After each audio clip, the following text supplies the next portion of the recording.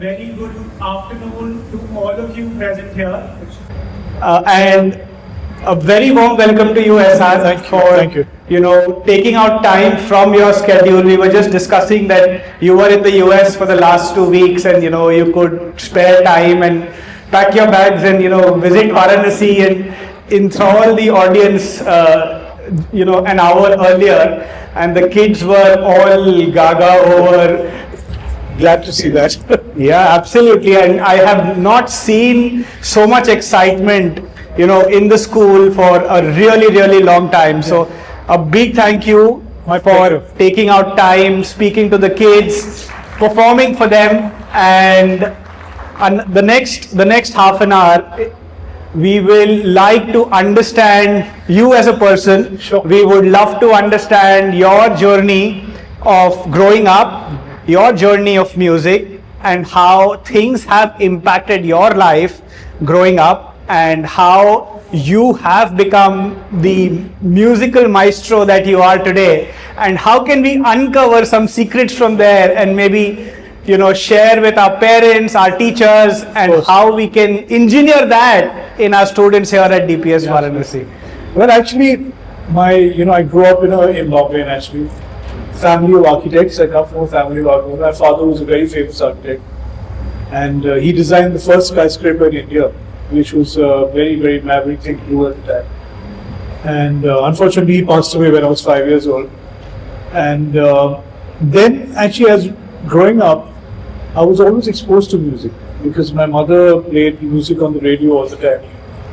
And there's a very interesting story there which I've actually shared before.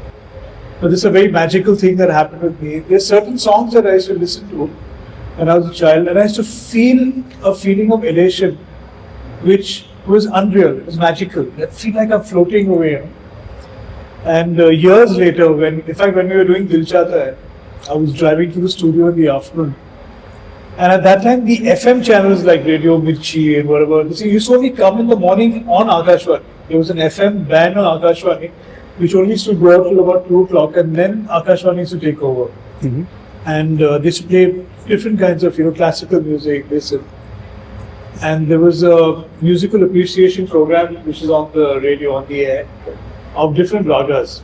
And there was a sarod player who was playing it. There's one rag which I heard, and he said it was the Bhim Palasi rag. Mm-hmm. I heard that and it gave me that same feeling. So I said, wow, I didn't know what it was. So the internet had just started at that time. Yeah. I got back home and I logged on and I put in Bhim Palasi rag. And it took me to a site which was Bollywood songs in the Bhim Palasi rag. Okay. Every song that I liked as a child was in that rag. Ah, wonderful. It was just amazing that I just found things. So it was a magical thing growing up. So there was some music being, getting into my very DNA at that point. And I'm very happy that my mom used to play the radio the whole day because there was all that Western music happening which my dad liked. Yeah. And my uncles, the whole family, that we like old records of the Ventures and the Beatles, stuff that you listen to when growing up, which they liked to listen to when they were teenagers. And then my sister exposed me to a lot of music. She used to like this rock and pop and that kind of thing. So it was all there. Mm-hmm. And this went through school. And when I was in school around the 9th, 10th standard, I used to interact with the senior guys who had the school band. They played in the school band. Yes. And 2 things. One is because of my love for music. And interacting with them spared me detention. I used to get into trouble every week. Every week I got detention. I was asked to stay behind 1 day of the week. And the senior prefects, pulled me out of class. Ehsaan Noorani, come here. Now everybody else thought, oh God, he's had it. They're going to punish him and make him do some physical thing. We'd be looking at guitar player magazines, seeing guitars and stuff like that. So that's my, the musical thing was there already. Yeah.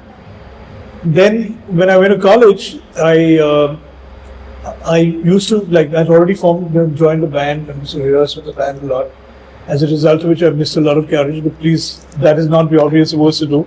But it was the way it was for me.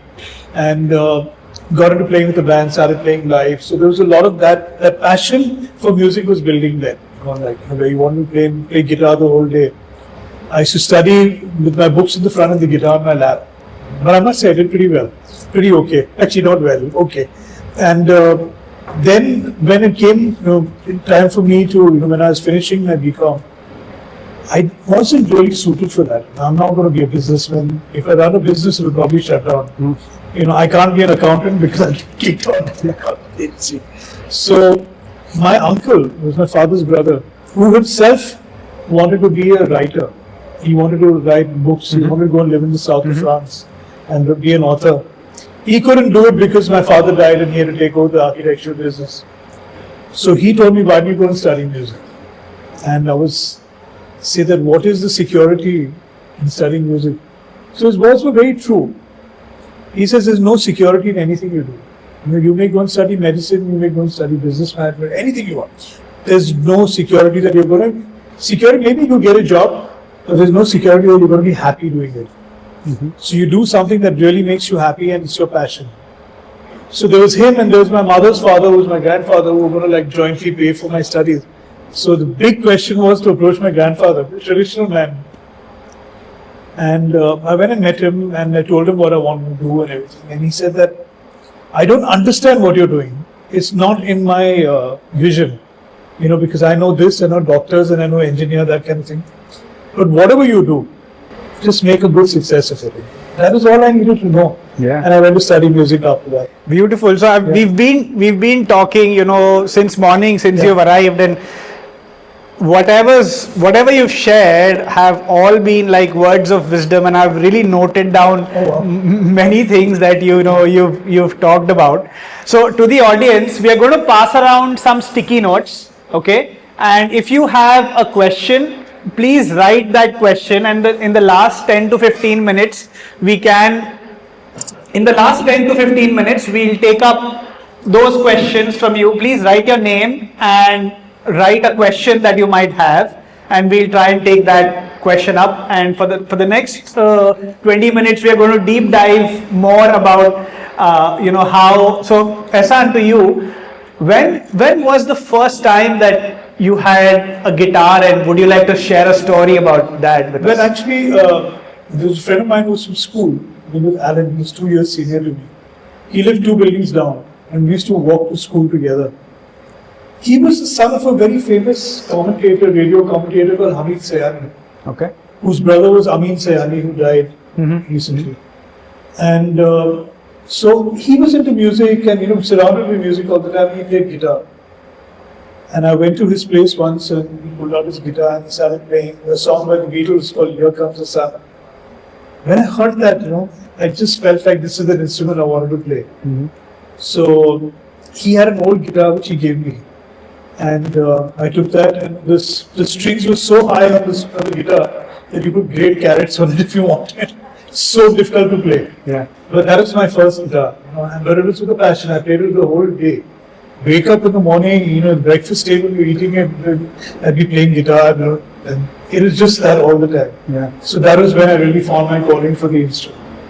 And when was it that you realized that this is exactly which was that moment when you realized that, okay, this is exactly what I'm going to do? Actually, that moment was really where my uncle told me that you should study music. And that was I was still very insecure.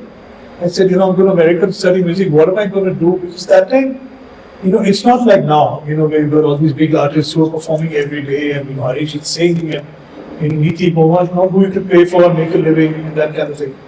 That time you either joined the film industry or you played for advertising, which was also a very small market. There were very few people doing that work. As it happened, I went and studied and I got into the whole advertising thing, and then from there got into movies. Yeah. So in the audience, we have some parents, we have teachers, and you talked about your academic journey and your music journey a little bit. What would you like from a musician's point of view, from a growing up musician's point of view? What do you think is the role of a school, the role of the teachers, the role of the parents in that journey of a young musician? Talking about Torrance, where Sunil and I tied up, and then this thing, that particular year when I met Sunil, when I went to Florida, we recorded a few videos and all together. After that, I went to a common friend of ours, in fact, the one who introduced us, who lives in Chicago. So I went to Chicago. Now, as it happened, the second day after I arrived in Chicago, it's a school district there. Right? You're in school. Yes. And the school district was having an annual concert where musicians and bands from different schools were playing. So I went there, and there were this whole orchestra, all children. Yes. And these children had been only rehearsing for 2 hours before the show. And they learned the pieces of music up. And I heard them playing, they sounded like a professional orchestra. And there was a little girl, I remember, she was in the 8th grade. And she was a South Indian girl. And she'd come from India last 3 years before something, and she played sax. That is a really difficult instrument to play. Guitar is difficult, but sax is even more difficult. And she was playing jazz. Like, I said, how is this possible? Then it dawned upon me that the reason America turns out so many good musicians, you should think some of the biggest artists come from America, whether it's pop, whether it's rock, whether it's classical, is because they learn from school. The exposure starts from school. And that's when I said to Sunil, I think that we should bring this course into India, because that thing used to be, the betterment of, I mean, the thing is that music is not only an art form, it's also a spiritual practice for you. It's like a meditation. And if you started younger, it's even better. Yes, absolutely. It's a very, very neutral meditation. It doesn't infer religion, there's no community, nothing. It's just pure emotion and pure beauty. So what more do you want? And one thing which I say to people who study music is that you made your best friend for life. Your music is never going to leave you. When you're old and 80 years old, you can still play your instrument. Even if you don't become a musician, if you join an office or a company or something, your instrument will still be there waiting for you when you come home. It's a beautiful thing. Yes. And one has to think about it in that. It doesn't mean that if you're going to study music, that you're going to become a musician. I mean, in terms of a professional musician, but it will enhance and better your life for sure. Yes, absolutely. And would you like to share with us a song that was like your first song, and probably many of us might not have yet still heard of it? As in terms of like something that you did before you became the Ehsaan Noorani that we see today. No, but like I said, there were so many songs that I listened to, which maybe, to date I run. And I've got a very good memory for melodies, because with Shankar Ehsaan Noorani, I'm the only one who remembers every melody. So that even if it's done before, I'll squash it there and say, this is melody. Anyway, but I think there were a lot of milestones in my musical upbringing, stuff, listening to what my dad had, which was My Fair Lady, and those kinds of things, which I don't think even children today have heard of, those movies and those kind of things. And then the Hindi music which my mother listened to. And of course, my real passion for the guitar started when I heard a form of music called the blues, which is what I do a lot. Even on my Instagram page, you'll see all these blues lessons and stuff like that, which is really my passion. And a friend of mine played me a cassette once with this blues music on it. And I heard that and I said, this is what I want, this is the kind of music I want to play. So I would say that would be my calling. Calling card. Absolutely brilliant. And we've seen like you were earlier talking about how schools can really thrive a culture of music. We have actually started working with Torrance for about a year now, and we see that students are really developing that liking for music. We have a few bands also, a few of them perform today, and it is such a delight to see that the kids are enjoying that, getting the right guidance. Would you like to share with us maybe a musical performance that you put out like very early in your career that gave you a lot of confidence, that strengthened you, that this is the right space for me? Well, actually, my first big performance was with a band which I had called Crossroads. That was a lesson to me in many ways, actually, because first of all, before the show started, it must have been about 6:30. I popped out and looked out of the curtain. I pulled the curtain. This was in a beautiful theatre in Bombay called Ram Bhavan. It shut down. It would normally seat about 3,000 people maybe. And I looked out of the curtain and it was fully empty. And my heart sank. I said, no one's come for the movie. For the show, sorry. And just before the show, I came on the curtain and opened it again. And it was full. my knees started knocking. I started getting like super nervous. Yeah. And we started playing. The curtains opened, and as soon as the curtains opened full, the entire power of that area went off. So we were standing on stage, all the music, everything had gone off, lights, lights, everything. And the audience was standing in darkness. So my bandmate, he said, I know everyone's very nervous, but let's just give it our best, And that was the first concert that we did, and that led to a lot more, after that. Yeah.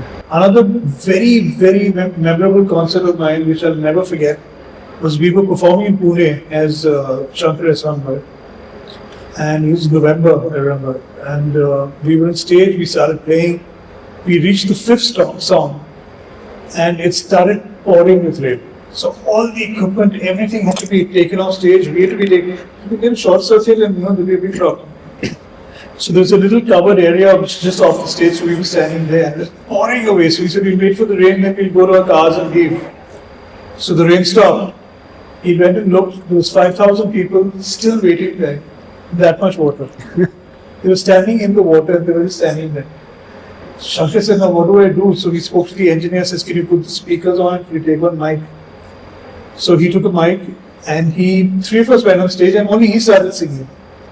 Then I asked the engineer, can I plug my guitar? And so I plugged one guitar and Lloyd took a mic and he had one little shaker and he was shaking it.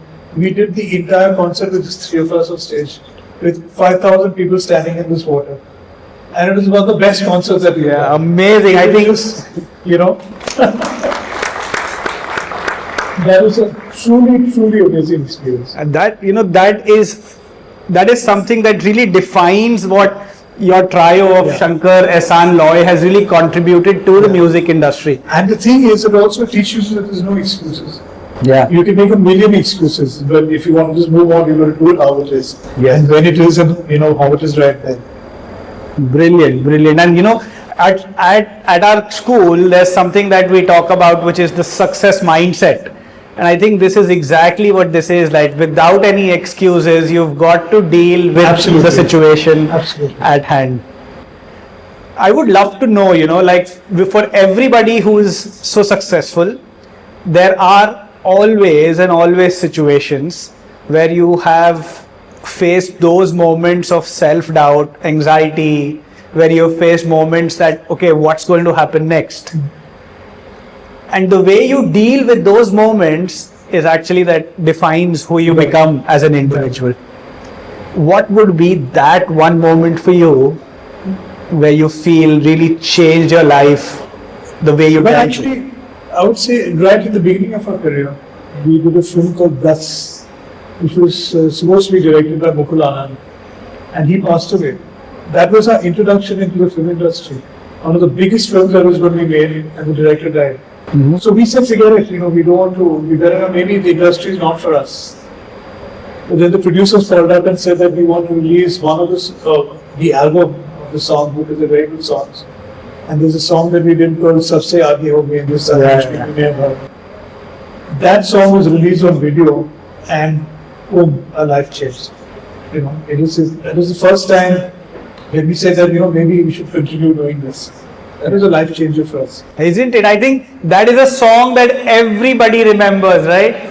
So largely, before we take the questions from the audience, if I have to ask you, what can parents really do? What is the right environment that parents can set at home, which will really encourage young musicians? Because today, I meet a lot of kids, Ehsaan, and I see that many of them are pursuing their dreams in one side, hiding it from their parents. Right. The other day I was meeting a child and he said that I want to be a model.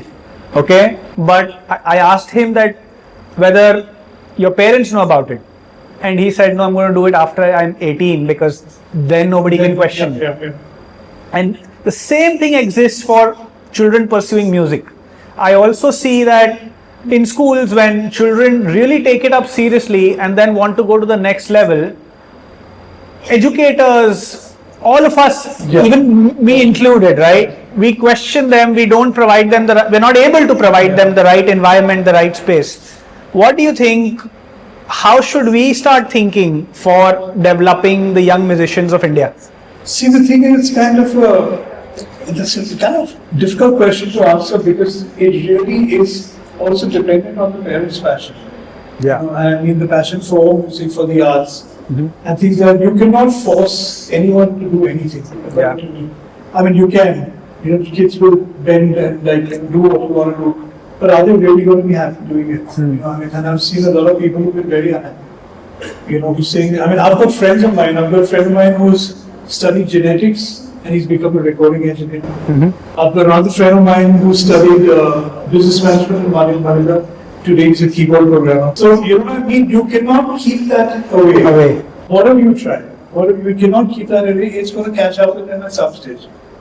And might as well have to do it from when they're younger so that they can be young enough to go through that struggle, because there will be hard times. It's not an easy business to get into at all. But once you're in, it's fantastic, But you have to pay your dues. You're going to have to live in, share, do for people. That thing you have to move involved. That's another difficult thing. But that's all part of the thing, just let them give it a try. And I'm also very for, a lot of musicians who've got dual careers. I know people who will be working with Spotify or be working with Hangama or something in the daytime and in the evening you're doing shows. So, that's the whole thing also, that you supplement your income with something. A few of them will make it to the big stage. Yeah. And many of them will probably be working musicians but happier. Yeah. So the thing is, if the child wants to practice, of course you need to segregate because of studies and that kind of thing. But when we started this course 2 years after we started it, I had a lot of meetings with parents, and they were saying that the children actually doing better at work, at school, because they're so much more relaxed doing what they're doing, playing the instrument. They're not spending time on iPads and playing, games, killing people, that kind of thing. So very good. It's holistic. It's got a lot more effects than just the music and just the play. Yeah, absolutely. Music definitely, has that power to ease out children. It also has that power to sometimes bring concentration in. Like I know that there are days when I am feeling really bad, and if I listen to that song from Lakshya, and that really pumps me up and that really gets me going and puts me in the right frame of mind. And I also know of a lot of friends who go on stage sometimes and they are doing a talk or something. They listen to that one particular song, and that song is there. When you ask them, it's that song that is their key to. What is that one thing that you do before you go on stage? Or well, for me, the whole band does that. We hold hands, we say a prayer, and we chant at the end of it. Only 3 ohms, and that really brings the energy correct. Everyone's cohesive. And Om is such a strong chant. Yeah. That is what it's about. The sound. Yeah. It goes from your head right down to your toes. Yes. So everybody's grounded and everybody's ready to watch. So we always do that. Always. Brilliant. See, it's a spiritual experience. That's the magic about music. It is a spiritual experience.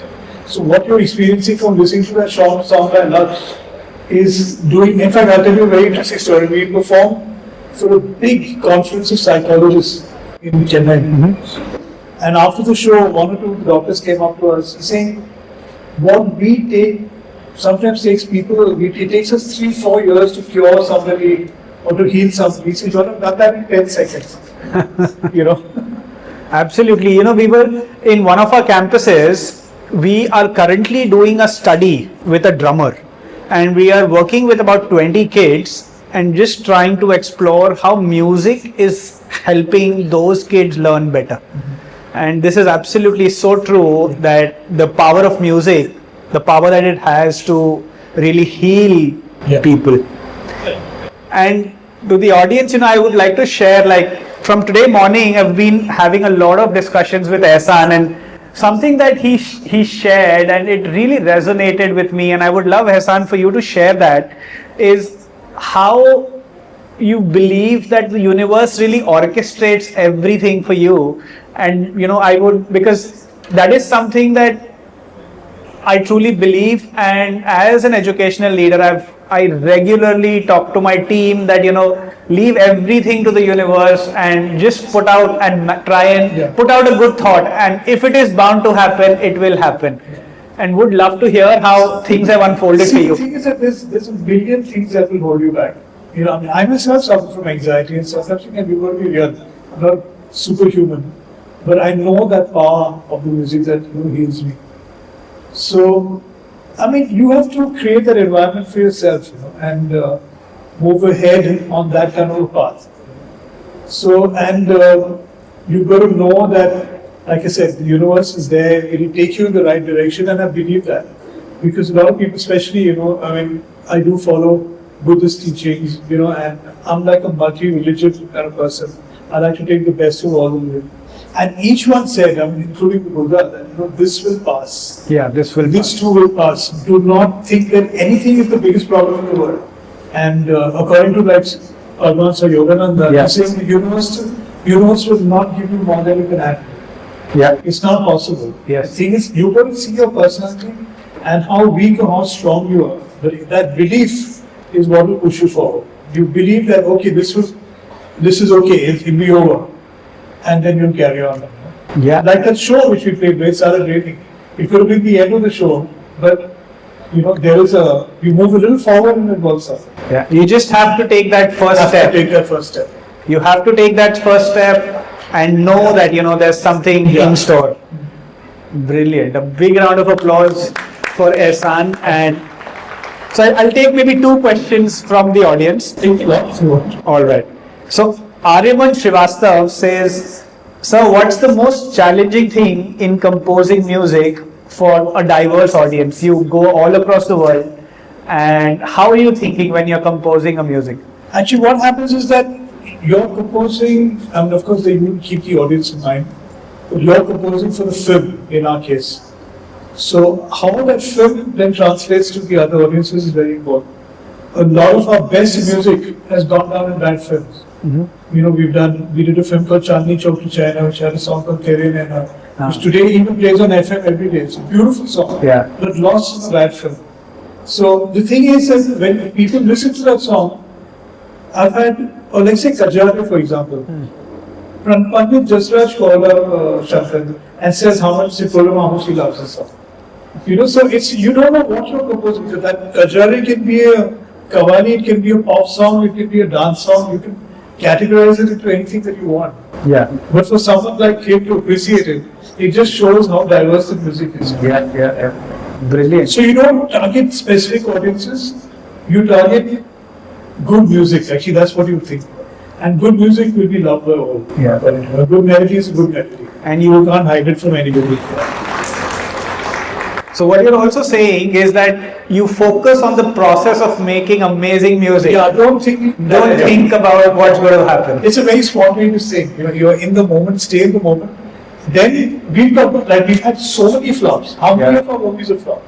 Prithvi Raj Chauhan, Bunty or Bubbly Part 2, Kill Bill, all the great songs, Jo Barabar Jo, but all the music, like I said, nothing is a hit or a flop. Mm-hmm. Laksh, the music film didn't do well. The theme of Laksh plays at Beating the Retreat in Delhi every year. Hindustani, Mukul Anand died every day at Wagah border, sabse aage Hindustan is played over 4 times. Air Watan from Razi, or songs from Mani Karnika, which we did. Every Independence Day and Republic Day, we get about 100 videos of PPC. Yeah, Instagram is full every Independence Day with Air Watan. So it's not a flop. Nothing's a flop, nothing's a thing. It all somewhere sits and finds its place in history or in musical space. What legendary music, and I must say that we are all privileged to have heard you play and to be in your company listening to you today. Thank you. The next question is, do you believe, I think it's an interesting one, do you believe fate and destiny play a significant role in success, or is it purely efforts and choices that you make? I think it's both. Because the thing is, but fate and destiny will not work unless you have something good to offer. Yeah. You can compose the best song in the world, not make it. You can compose the worst song in the world to become a big hit. Yeah. But whatever you do, that commitment behind what you do and the depth of what you do and the belief, the thing is that you got to believe in the music and you got to believe in making good music. You have to be very critical of yourself. Because with us, with the three of us, it's like a three-tier filter. Yeah. That melody has to come down with the three of us. Everybody has to. Yeah. So which is why it's very important that you got to do that. Back your faith and destiny with good work. Absolutely. And then one will carry the other. Absolutely. Like my coach, Dr. Sri Kumar Rao, he's a really acclaimed guy, and something that he always shares with me is, Siddharth, there are two worldviews. There's one worldview that everything in the world is orchestrated and you have nothing that you can change. And then there's another worldview that you can create your universe. Yeah. And it is upon you to shuttle between these two worldviews and do the best. And that's exactly what you're sharing. That's true. And if it's like the Gita says, it's all Maya. Yeah. If Maya, then we're the best illusionists in the universe. You're creating your world for yourself. Brilliant. So the next one is, have you ever tried singing as well? Actually, there are little bits which if you listen to that album was called Surma, which is an album with Diljit. Okay. And there's a song, I can't remember the name. I can't remember the name, but the beginning of that song has got an Allah, which is sung by me. Would you like to do a live? No chance. Actually, I didn't want to do that. Okay. But the director and Shankar insisted that I should do it. Alright. It's called, I can't remember the name of the song. But it's a slow song in the film. Surma, yeah. Brilliant. And two more. How can you walk us through when you craft out a new piece of music? What is your state of mind? How are you thinking? Okay, I'll tell you the state of the three of us. Shankar will come to the studio. He's the most positive person in the world. He'll walk in bright and early. I'll walk in at the same time, little paranoid about what we're going to do. Loy will walk in not even knowing which project we're working on. He is like from another planet. You got to see Loy. He is one of the most blessed musicians I've come across, who will be recording for Karan Johar on day 1 and will record for Karan Johar on day 2 and ask Karan Johar, which film is this? He's that kind of person.